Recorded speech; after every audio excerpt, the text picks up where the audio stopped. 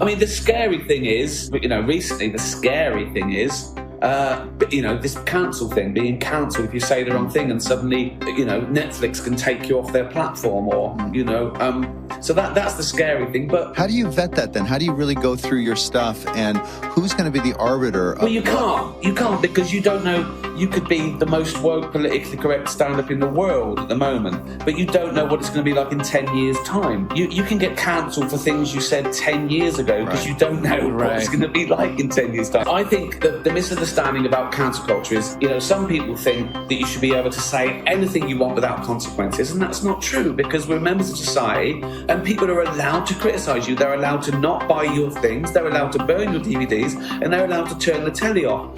What they're not allowed to do is to bully other people into not going to see you. Ricky Gervais has spoken out once again about the dangers of cancel culture during a recent interview.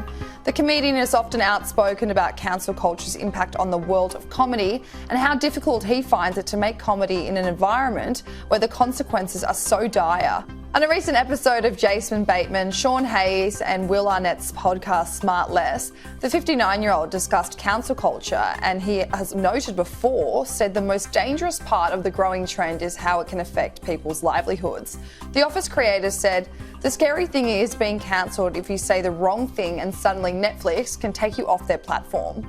Despite cancel culture often serving as a topic that's frequently on the comedian's mind, he noted that he believes in the concept of the public holding people accountable. However, he argues that holding a public figure accountable comes to voting with one's dollar, not in shaming others to do the same.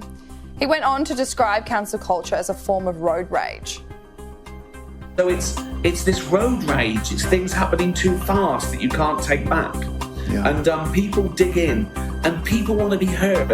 People want to feel that they had an effect. It's why people heckle a comedian. They want to feel they were there. I was here.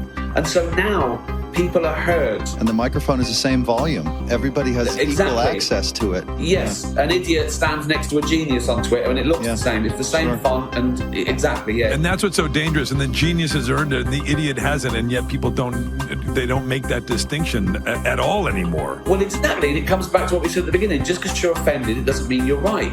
And in recent years, we've had this thing where people would say, my opinion is worth as much as the next person's. And that's true. But recently we had, my opinion is worth as much as your fact.